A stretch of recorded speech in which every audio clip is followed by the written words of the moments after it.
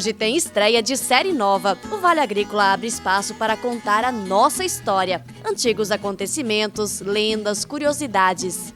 E a gente começa com uma da antiga estrada de ferro de Santa Catarina, desativada na década de 70. Um dos túneis nunca chegou a receber os trilhos do trem. 6 funcionários morreram soterrados durante a construção e os corpos nunca foram retirados. Veio uma máquina lá para limpar, lá para tirar o pessoal que ficava lá debaixo da terra, mas quanto mais eles mexiam, mais caía. Aí eles abandonaram. Olá, seja muito bem-vindo a mais um Vale Agrícola, um programa de agricultor para agricultor, mas que também pode inspirar e informar você da cidade. E nesta semana a gente destaca ainda: agricultores contam com assistência técnica na produção de frutas e hortaliças. Eu gosto de trabalhar nisso, que é melhor por causa da saúde. A gente agora está produzindo uma hortaliça que faz bem para nós e faz bem para quem consome. O trabalho de preservação das abelhas sem ferrão. Os produtores ainda precisam se esforçar mais, conhecer mais. Produto natural à base de alho ganha espaço na produção de cebola, no combate ao trips. Na prática, a planta absorve o princípio ativo do produto logo quando é aplicado. Absorvendo, ela repele um forte cheiro de alho, que já é perceptível aqui mesmo no litro. Tem o jardim da Dona Anita. Aos 82 anos, ela esbanja disposição ao cuidar das dezenas de variedades de flores. É um passatempo e tu também fica assim feliz quando veja crescer bonito, né? O que os estrangeiros precisam para comprar sítios no Brasil, a gente responde. E tem receita de brownie de chocolate.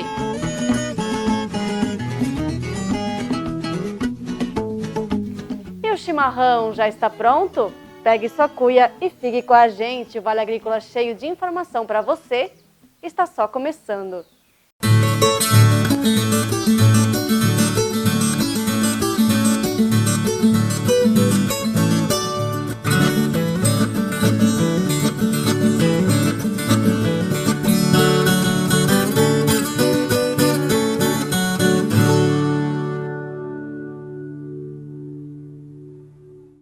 Quem tem uma alimentação saudável, com certeza tem à mesa algum produto da agricultura familiar. Ela responde hoje por mais da metade dos alimentos consumidos no país e está crescendo a cada ano.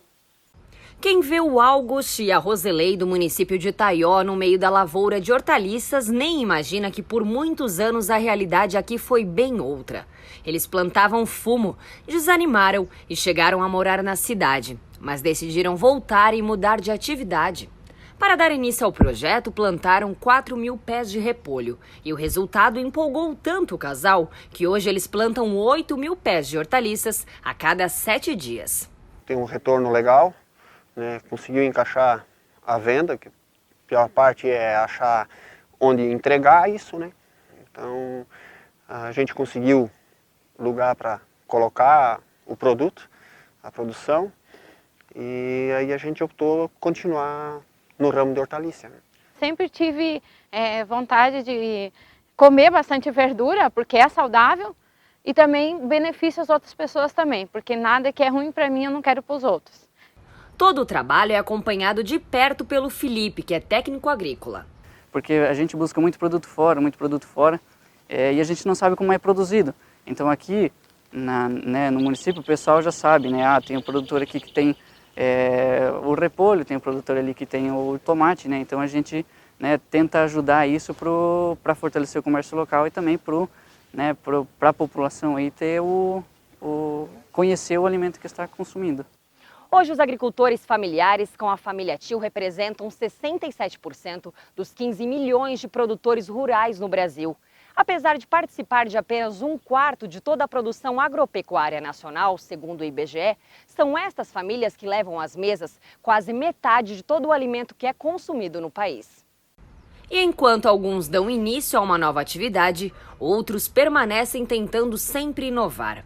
A família do Wilson, do município de Lontras, pode-se dizer que trabalha a vida inteira com as hortaliças.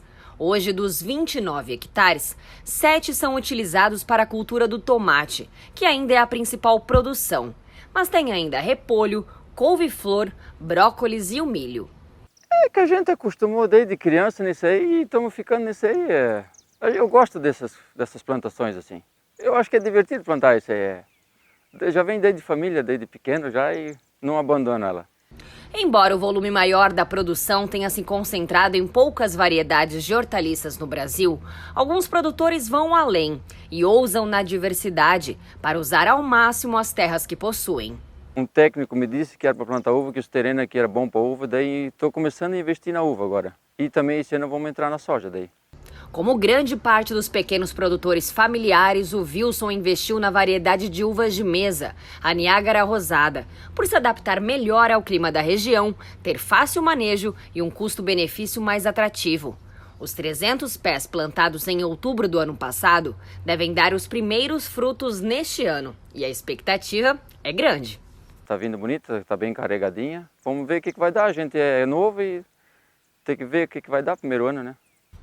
A assistência técnica tem um papel fundamental nesta produção, de indicar, incentivar e orientar, desde a escolha da variedade que será plantada em cada área até o momento da colheita. Desde o início da safra até o final, né? Fornecendo toda a questão de trocar ideias sobre manejo de adubação, controle de insetos, controle de manejo de doenças fúngicas, até bactérias, que é bastante presente aqui na nossa região. Isso faz com que esses agricultores tenham novas possibilidades de renda e nós, consumidores, a garantia de um produto de qualidade na mesa. Para mim, assim, eu gosto de trabalhar nisso, que é melhor por causa da saúde. E eu, assim, prefiro continuar na verdura do que entrar em outras áreas, né? Do fumo, a gente teve o leite também, então é um trabalho muito mais gostoso ver a muda crescer, a gente vê isso e a gente valorizar isso e ver que os produtores também estão valorizando e o pessoal de fora, que é os comerciantes, estão valorizando isso também. Largar de um fumo que só faz mal até para a gente que produz ele, né? Quanto mais para o consumidor, em vez de a gente agora estar produzindo uma hortaliça que faz bem para nós e faz bem para quem consome. E agora vamos falar das abelhas, tão essenciais na nossa vida, só que infelizmente muitas estão quase em extinção. Por isso é tão importante o papel de quem preserva. Uma paixão que começou há 10 anos. Dona Célia é meliponicultora, ou seja, criadora de abelhas nativas sem ferrão. Ela já cultivava orgânicos na propriedade que fica em São José dos Pinhais, região metropolitana de Curitiba. Ambiente ideal para esse tipo de inseto. Começamos com 2 caixinhas e fomos ampliando. O nosso interesse aqui é aprimorar as caixinhas para retirar o mel. Estamos abertos aos pesquisadores que vêm para poder ampliar os seus estudos. Pesquisadores iguais a Kátia. Ela explica que a importância das abelhas vai muito além da produção de mel. As abelhas, eu digo que elas têm valor de mercado, valor de convivência e valor moral. O valor de mercado se refere à produção que nós podemos obter. O valor estético que elas têm também é muito importante. O prazer de você saber que você está colaborando com a natureza pelo fato de você estar preservando uma abelha, e o valor moral delas, eu digo em relação à ética. Muitas abelhas, elas são consideradas espécies específicas, polinizam apenas um tipo de vegetal. Isso quer dizer que a manutenção das abelhas no ambiente também estão diretamente ligados à sobrevivência da humanidade. Existem mais de 500 espécies de abelhas catalogadas no mundo. No Brasil, são mais de 400. Aqui na propriedade da Dona Célia, por exemplo, são criadas 10 espécies. O problema é que algumas estão ameaçadas de extinção. Pela ação do homem, elas estão ameaçadas. Uma, ocupação irracional. Então, nós estamos invadindo as áreas de moradia natural dessas abelhas, com derrubadas de árvores. Outro que nós podemos citar é o caso das queimadas também. E uma das principais causas é o uso indiscriminado de agrotóxico de uma maneira incorreta. E para estimular a preservação das abelhas, associações de meliponicultores têm incentivado o cultivo de orgânicos. Independente de nós termos associados que criam abelhas, elas já fazem esse trabalho para nós, mas a gente está incentivando a criação dessas abelhas para cada vez mais a gente ter mais produtores orgânicos, que polinizem mais a produção, aumenta o valor da sua produção, porque você tem frutos melhores, qualidade melhor das hortaliças e dos frutos. Então a gente, na realidade, juntou as duas coisas. A solução é pensar nas abelhas como parte de todo o processo agrícola. Eu sempre falo para os meus alunos que aprendam todos os tratos culturais, mas aprendam a trabalhar com a abelha como um insumo agrícola, utilizada no momento correto, com polinização dirigida. Isso vai aumentar a qualidade e a quantidade de frutos, seja a cultura que você esteja produzindo. As abelhas são as polinizadoras por excelência no nosso ambiente. Essa consciência, Dona Célia já tem. Continua cuidando com muito carinho das 220 colmeias que existem na propriedade. Ela espera que essa dedicação sirva de exemplo para outros produtores. Os produtores ainda precisam se esforçar mais, conhecer mais sobre as abelhinhas, sobre os orgânicos e observar mais a natureza, porque nós fazemos parte desse mundo e sem abelhas nós também não existiremos.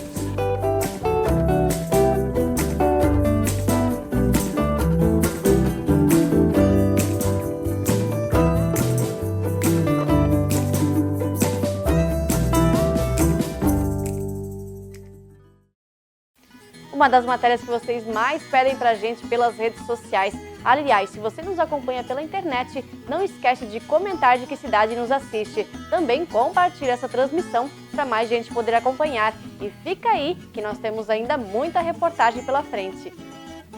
Vamos mostrar que os produtos biológicos estão ganhando espaço nas lavouras. Um deles é a base de alho. Tem a dúvida de espectador respondida: qual o procedimento para que estrangeiros comprem imóveis rurais no Brasil? E o lindo jardim da Dona Anita, de 82 anos.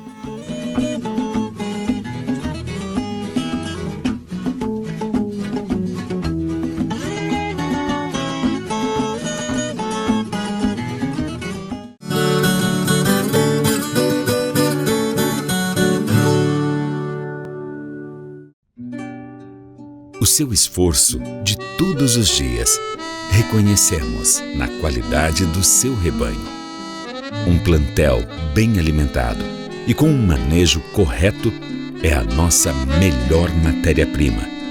Pecuarista, na hora de comercializar seu rebanho, conte com o frigorífico El Gole, o seu parceiro no campo.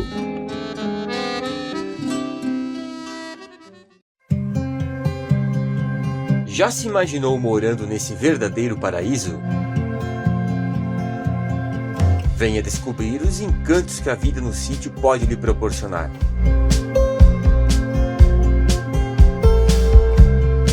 Para mais informações, entre em contato através do telefone 479-8814-8624.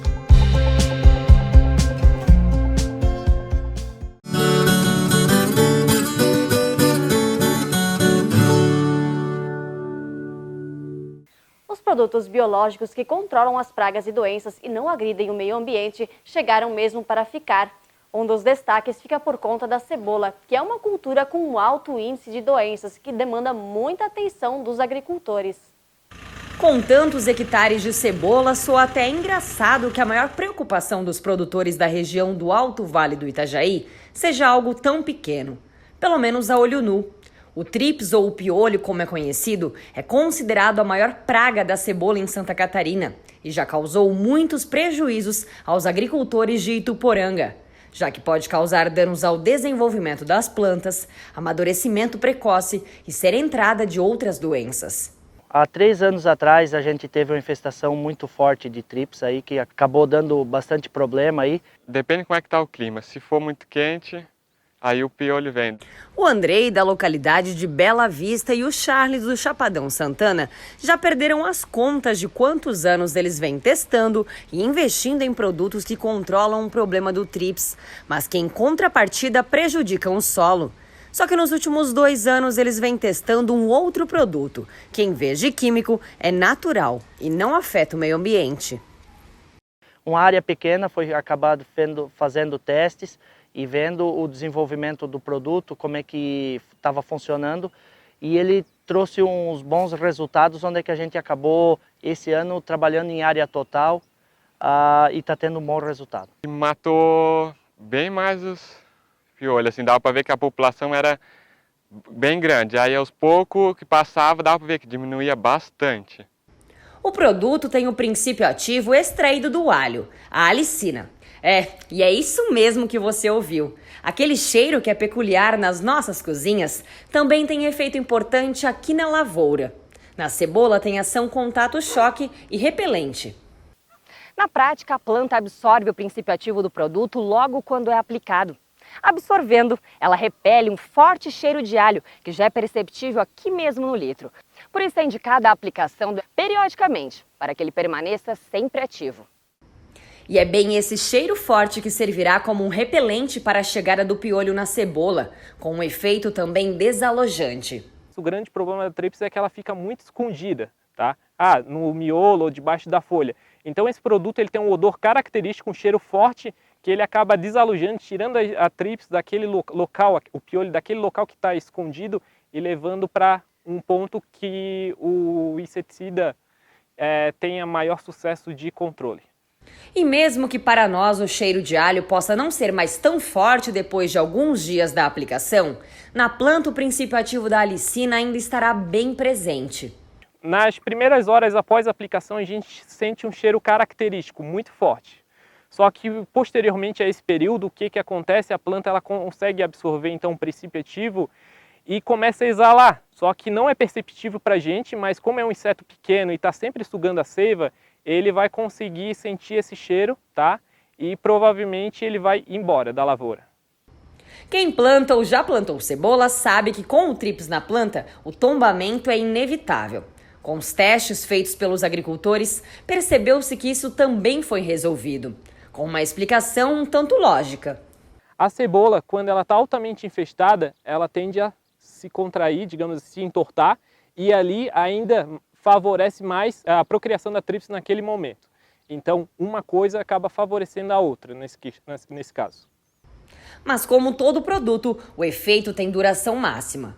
Por isso, a indicação da empresa é fazer a aplicação do produto semanalmente para deixá-lo sempre ativo na planta. Como a gente aplica ele semanalmente, o princípio ativo vai estar sempre dentro da planta. Sempre a planta vai estar exalando a alicina. Exalando, aquele ambiente se torna impróprio para a criação da tríplice, tá? E com isso não tem um aumento da população e infestação. Outra forma de aplicar o produto é a cada 15 dias, com uma dose cheia ou intercalando com outro inseticida de maior potencial, já que o ecotirano intensifica o resultado de defesa de outros produtos. É o que o Andrei fez na lavoura. Se passar sempre o mesmo, ele vai acostumar, ele não vai ter um diferente, que daí diferente sempre é melhor. E hoje, infelizmente, o trips não é um problema apenas da cebola. A praga atinge muitas culturas. Ele não é um produto que é específico para determinada cultura e não é específico para determinada praga. Ele pega tanto a trips, o piolho, pega ácaro, pega mosca branca, cochonilha e dentre outras pragas. Então ele tem essa sua ação de amplo espectro que garante então uma maior eficiência do produto. O produto já está no mercado há 6 anos, mas chegou na região do Alto Vale há 2 safras. Segundo esse agricultor, só tem um probleminha: as lembranças do alho nos churrascos de família. Dá saudade da alcatra. Dá vontade de sair da roça para desfrutar de uma alcatra. Vocês mandam pra gente muitas perguntas envolvendo a compra de sítios e hoje a gente vai responder uma delas. Como é que os estrangeiros fazem para adquirir um terreno rural no Brasil? O Fernando, que é estrangeiro, pergunta quais são as formas legais para adquirir um sítio. Fernando, você sendo estrangeiro e querendo adquirir um imóvel rural aqui no Brasil, primeiramente você tem que fazer um CPF nacional, você tem que ter um CPF feito no Brasil. Os documentos são praticamente os mesmos cobrados para o brasileiro, porém você tem que traduzir esses seus documentos para a nossa língua para poder adquirir o imóvel. Quando se trata de imóvel rural, tem um ponto específico. Você, além de apresentar todas as documentações, você tem que fazer um requerimento afirmando que você não tem outra propriedade acima de 3 módulos fiscal no Brasil. Ao longo dos próximos programas a gente vai continuar respondendo essas perguntas. E agora vocês vão ver um jardim que é uma inspiração. Quem cuida dele é uma senhora de 82 anos.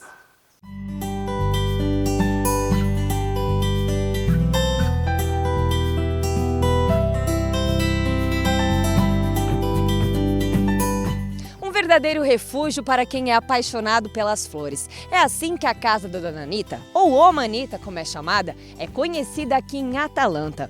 Com 82 anos, ela mantém vivo um jardim de cerca de 2.000 metros quadrados. E eu tenho certeza que põe inveja em muito jovem por aí. E eu nem digo só pelas flores, mas sim pela saúde, disposição e alegria que essa Oma leva à vida. Dona Anita, que é viúva, mora sozinha há 17 anos e já criou 3 filhos, 2 homens e uma mulher. Hoje tem uma companhia diferente no dia a dia. A minha mãe já gostava muito de flores e a tataravó trouxe da Alemanha. É um passatempo e tu também fica assim feliz quando veja crescer bonito. Ela mesmo estando com 82 anos de idade, ela nos dá uma amostra, né, de que é possível, né, você embelezar a sua propriedade, tratar as plantas, as flores com amor, com carinho, né. A Oma Anita aprendeu muito do que sabe sobre o mundo das flores com a mãe, a responsável por dar início a esse jardim quando ainda era jovem. A casa e o jardim ficaram como herança para a Anita. Nesta foto tirada de cima da propriedade, é possível ver a evolução da área. Ela transformou o que antes era apenas verde em algo colorido e com ainda mais vida. Hoje a maioria deixa plantado o jardineiro, né? Eu sempre fiz as minhas coisas sozinha, né? No álbum de família a gente consegue ver o passar dos anos. Onde hoje é cheio de vasos de flores, já foi lugar de inúmeras reuniões de família. Se as plantas pudessem falar, contariam muitas histórias. O jardim ele passa por constante transformação, né? Em qualquer estação do ano que você chega aqui, você vai encontrar flores, né? Agora nós estamos hoje iniciando a primavera, saindo do inverno, né? Mas mesmo assim o jardim está florido, né? E haja dedicação para deixá-lo sempre bem cuidado. Muitas dessas flores precisam ser replantadas todo ano para continuarem bonitas. É por isso que a Oma já vai garantindo as mudinhas, para ela e até para os visitantes que possam ter interesse. Compra um pouco, daí depois faz as mudinhas em casa, né? Eu fiz todas as mudinhas ano passado. Fiz de folha, que são as mais bonitas. Que nem a hortênsia, ela já está há 40 anos ali no muro. A gente tem que podar, né? Todo ano. Sempre vinga bonito. Tem que ver depois, em novembro está tudo em flor. Tem um intercâmbio de mudas, né? Ela faz questão, né, de doar, de ceder mudas, né, para as pessoas, né, que têm interesse, né? E, então isso sempre fez parte aí da vida dela. Para a Oma Anita, este é um estilo de vida. Aposentada é na lida com as plantas que ela encontra um passatempo. De manhã cedo já tem que olhar se os gatos não derrubaram, se os cachorros não fizeram. Sempre tem que levantar a primeira coisa, abrir a porta e olhar para fora. Qual que é a flor preferida da senhora? Todas elas são boas e bonitas, porque tem as suas épocas, né? Então, grande parte do trabalho feito aqui nesse jardim, de cultivar as plantas, as flores, ela faz. Ela só não corta o gramado, né? Então, isso a gente faz ou paga um jardineiro para fazer, mas toda a parte de produção, de mudas, de plantio, isso é tudo com ela. Pela casa estão espalhadas as fotos dos netos, outra grande paixão da Oma Anita. Eles que sempre curtiram a casa da avó, fizeram vários registros e adivinhem o local. Quem também visita frequentemente a propriedade são os alunos, vindos pela Apremave, e ela sempre de braços abertos para receber. Eu até tenho certeza que isso já deve ter dado alguns anos de sobrevida para ela, né? Esse amor que ela demonstra, né? Então com certeza é uma terapia. 82 anos, quase 83. Um amor que se torna uma terapia, um contato que nos faz refletir. Será esse amor o segredo para tanta vida? Eu acho que isso até ajuda a gente a erguer a vida. Eu acho, né? Tu tem uma coisa que tu gosta e tu passa e estás feliz, né? Porque tu ama todos, né? Ama a visita quando vem, ama as criancinhas, ama as flores. Cuido também das flores do que de mim.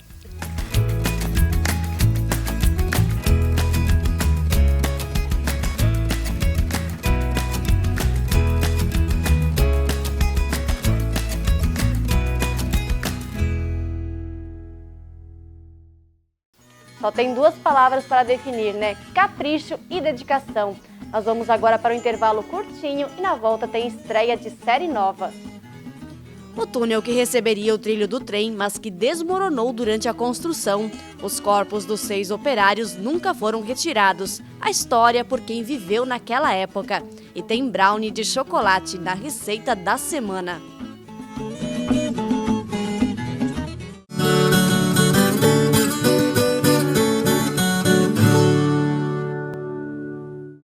Desde muito cedo, diariamente, a fartura que chega à nossa mesa é o resultado de uma perfeita combinação. O trabalho do homem do campo e a excelência em nutrição animal das rações Cravil. Produtos desenvolvidos com ingredientes selecionados do campo, alta tecnologia e experiência de mais de 40 anos de quem se preocupa com o resultado final. Um plantel produtivo e saudável. Rações Cravil. Tecnologia conquistando resultados. A Eco7 é a única do segmento certificada pela Sociedade Brasileira de Reabilitação Traumatológica e Ortopédica. O processo de fabricação dos colchões Eco e acessórios do sono da Eco7 é certificado pelo ISO 9001. Produzimos alta tecnologia para preservar seu maior patrimônio, sua saúde. Diga sim à vida, conforto e cuidados com sua saúde e bem-estar. Colchões Eco7, sinônimo de longevidade. A vida no campo não é como a vida na cidade. O barulho do despertador é diferente, o cheiro do café, a música. A gente gosta de fazer as coisas de outro jeito, do nosso jeito. Quando precisamos de algo, basta procurar os amigos do Sicoob, que sempre nos deram todo o apoio. Sicoob, o parceiro do produtor rural catarinense. Muito antes do agronegócio ter esse nome bonito.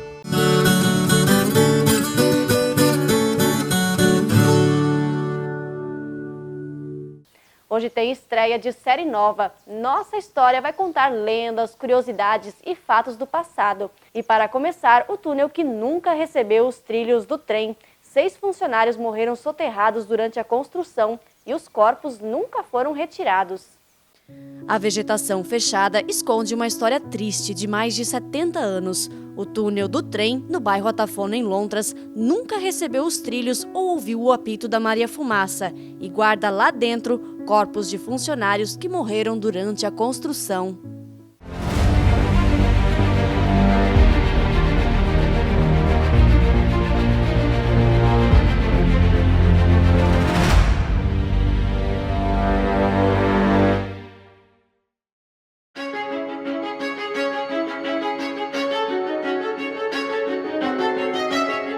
Para entender mais sobre esta história, fomos ao encontro do seu José Fernando. Ainda criança, ele viu funcionar a linha que ligava o litoral ao interior de Santa Catarina e lembra do acidente. Eu era pequeno, eu ia na aula, meu pai era ferroviário. Aí nós estivemos lá, olhamos e morreu muita gente ali debaixo que estava trabalhando. Não há registro oficial sobre o desmoronamento, mas durante as pesquisas, historiadores definiram que foi por volta do ano de 1948. Dos 7 funcionários da estrada de ferro, 6 morreram soterrados. O único sobrevivente tinha saído minutos antes para buscar água no rio e quando chegou de volta, encontrou o túnel já desmoronado. As obras da estrada de ferro que ligariam desde Itajaí, passando por Blumenau até Rio do Sul, começaram por volta de 1909. Era um processo lento. Estas fotos são já da década de 20 e é possível ver que, além dos problemas climáticos, os funcionários enfrentaram áreas de difícil acesso, onde era preciso vencer gigantes montanhas, na grande parte formada pela pedra-ferro. Os registros são guardados no Museu de Rio do Sul, que funciona onde antes era a estação de trem. E lembrando que era um período que nós não tínhamos toda essa tecnologia, muitos trabalhavam com os pés descalços, né, sem os sapatos, né, então era um carrinho de mão, então era todo esse trabalho mais braçal nessa construção. A construção da estrada de ferro barrava ainda em questões financeiras. O país vivia uma recessão econômica que resultaria na Revolução de 30. Somente na década de 40 a situação melhorou, sendo retomada a construção de novos trechos e a revisão daqueles problemáticos. Este era o caso do túnel, que acabou desmoronando. Nesta ilustração, é possível ver que ele cortaria trajeto em uma curva perigosa à margem do rio Itajaí-Açu. Seu José Fernando lembra que os corpos nunca puderam ser retirados. Veio uma máquina lá para limpar, lá para tirar o pessoal que ficava lá debaixo da terra, mas quanto mais eles mexiam, mais caía.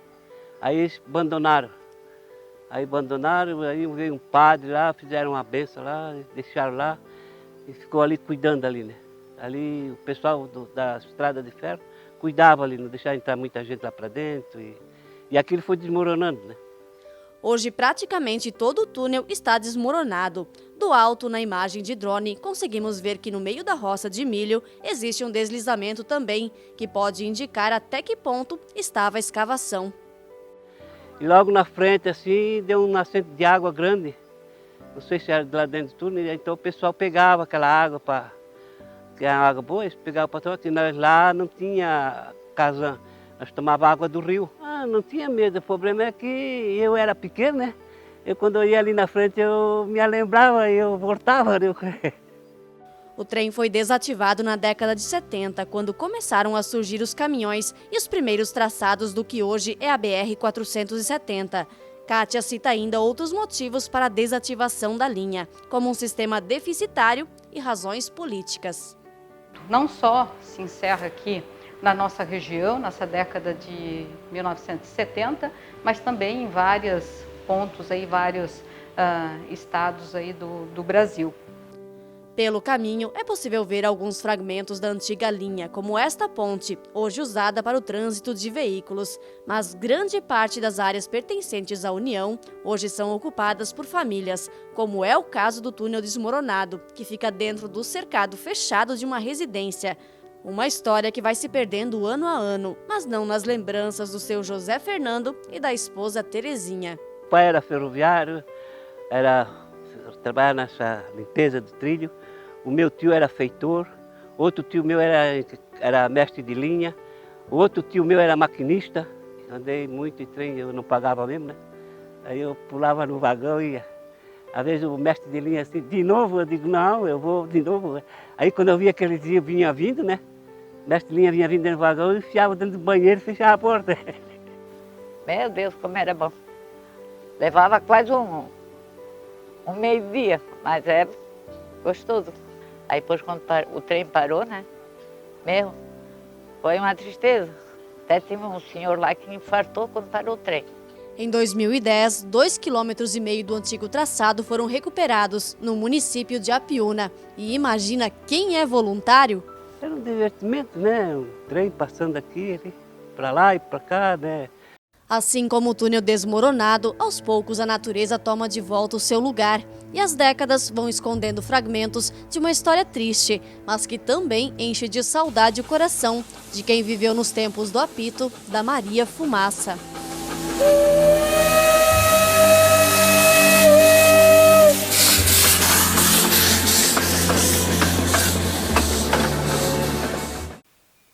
Fatos curiosos e que não devem ser esquecidos. Se você tiver alguma sugestão para esta série, entre em contato com a gente. Pode ser pelo Facebook, YouTube ou Instagram do Vale Agrícola. Hoje a receita é daquele que pode ser servido sozinho ou acompanhando sorvete de creme. É o brownie de chocolate.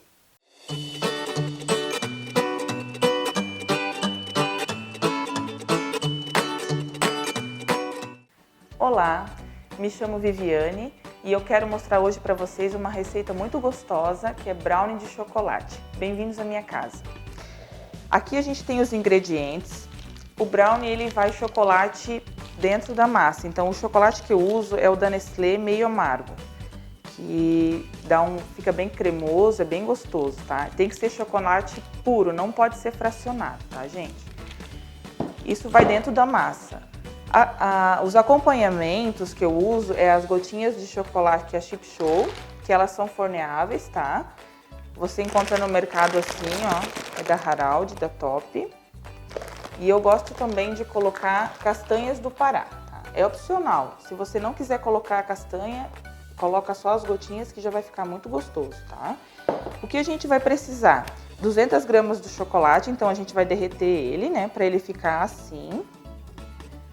Ele não pode estar quente, tá? E eu vou colocar tudo dentro de um bolzinho aqui, ó. Vai o chocolate. Aí a gente coloca 200 gramas de manteiga. Tem que dar uma derretida nela para ela não estar muito firme, tá? Ela pode ser derretida, ó. A gente coloca a manteiga e tem que mexer isso, tá? Vamos dar uma mexida com o chocolate. Como o chocolate aqui ele já está numa temperatura que não está muito quente, vocês podem ver que ele está cremoso, né? A gente pode colocar os ovos, tá? Os ovos eu nunca coloco direto que ele pode cozinhar, então a gente bate ele separadinho, uma pré-mexida, e a gente vai colocar aqui dentro do bolo junto com o chocolate. Voltamos a mexer, tem que incorporar. E agora nesse ponto que a gente percebe, ó, o ovo incorporou, não deu nada de errado, porque se tiver muito quente o chocolate e a manteiga, ele vai cozinhar e vai ficar as claras por cima, né? Então por isso é fundamental deixar esquentar, derreter o chocolate, mas deixar uns 5 minutos, um pouquinho parado para ele esfriar, para ele não ficar muito quente, tá?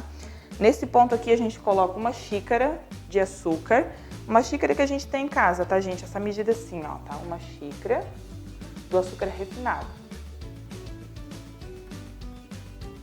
Voltamos a mexer. E como o brownie ele é um bolo molhado, ele não vai muito trigo, né? Eu coloco 2/3 de uma xícara também de trigo. Então a xícara a gente pode dividir ela em 3 partes, eu vou usar 2 partes, tá? Não é uma xícara, não é meia xícara nem uma xícara cheia, é 2 partes do terço. Ela fica um pouquinho mais de meia. Colocamos aqui. Nessa fase da receita, aí vem a parte opcional, né? Que você pode fazer o brownie somente assim também, tá? Mas as gotinhas elas vão derreter, vai ficar mais gostoso, que é essas gotinhas aqui, a Chip Show, né, que a gente coloca. E quem gosta de castanha, é a hora de colocar também, tá? É mais ou menos uma xícara de castanha. Se você tiver menos, pode ser menos, não faz mal, tá? Só para dar um gostinho da castanha. E agora é só mexer tudo, agora é só mexer, incorporar e botar para assar.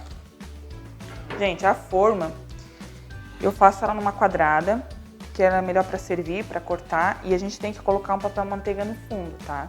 Então você coloca o papel manteiga, porque na hora que ele esfriar, ele descola e não gruda o seu brownie, tá? O forno tem que estar pré-aquecido em 180 graus, não pode ser uma temperatura muito alta. E a gente vai deixar ele assar por mais ou menos uns 25 a 30 minutos.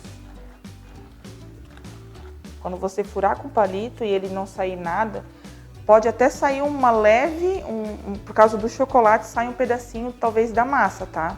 Mas você vê que ele tá bem sequinho em cima. Eu já vou mostrar o ponto dele quando estiver tirando do forninho. De 25 a 30 minutos no forno de 180 graus. Meu forno é convencional, todo mundo tem um desse em casa, ó. Eu deixo o dourador ligado e vou botar aqui no 180, ele estava ligado antes. Então, aqui tá o nosso brownie pronto. Ele é um bolo de chocolate que fica bem úmido mesmo, tá? Você pode servir ele com um brigadeiro, pode colocar um sorvete, ele quente mesmo, coloca o sorvete que dá uma derretida, fica muito gostoso também, tá? Eu espero que vocês tenham gostado e até a próxima.